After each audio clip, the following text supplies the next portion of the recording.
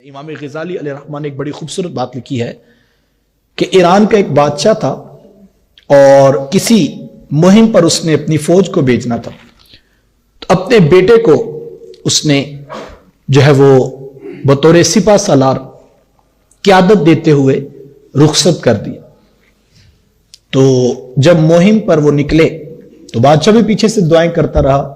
اور شہزادے کی ماں بھی دعا کرتی تھی، لیکن چند دن کے بعد یہ خبر ملی کہ جو ہے وہ فوج کو شکست ہو گئی ہے اور جو شہزادہ ہے وہ پشت دکھا کر بھاگ گیا۔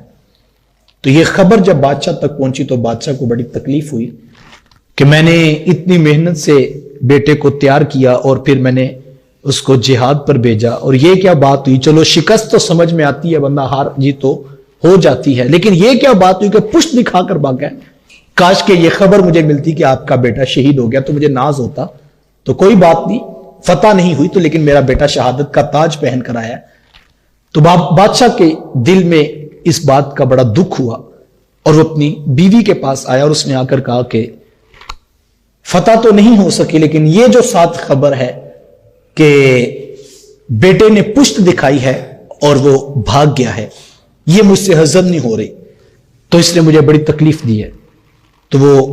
عورت کہنے لگی کہ آپ کو اس بات سے تکلیف ہو رہی ہے، میں اس بات کو ماننے کو تیار نہیں، میری سمجھ میں نہیں آتا، یہ ہو ہی نہیں سکتا کہ میرا بیٹا اور پھر پشت دکھا کر میدان سے بھاگے، میں اس خبر کو نہیں مانتی۔ لیکن بادشاہ جانتا تھا کہ ایک ماں اپنے بیٹے کے بارے میں ایسی بات جو ہے وہ قبول نہیں کرے گی، عورت ہے اور پھر ماں ہے، تو یہ تو اس کو سچی خبر نہیں سمجھے گی، لیکن خبر تو پہنچ چکی۔ خیر بادشاہ اب لشکر کے آنے کا انتظار کر رہا تھا، لیکن 2 4 10 دن گزرے کہ دوبارہ خبر آئی کہ وہ پہلی خبر جھوٹی تھی،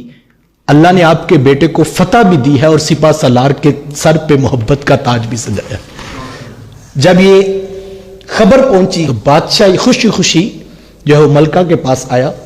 اور اس نے کہا کہ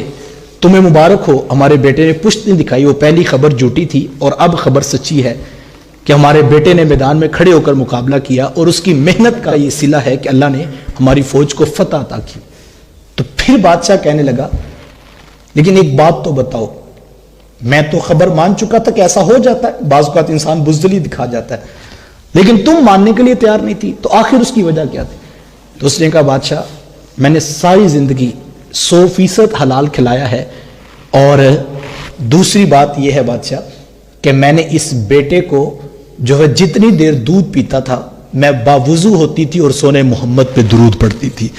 تو جس بچے کو پہلے دن سے حلال اور پاکیزہ ماحول ملا ہو وہ کبھی بزدل نہیں ہو سکتا۔ مجھے اس بات پہ یقین تھا اور مجھے اپنے دودھ کی تاثیر پہ یقین تھا کہ یہ نہیں ہو سکتا کہ میرا بیٹا بزدل ہو،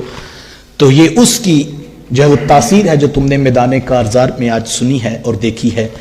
تو جب حلال کے ساتھ بدن پلے گا تو وہ راہ خدا میں کسی نہ کسی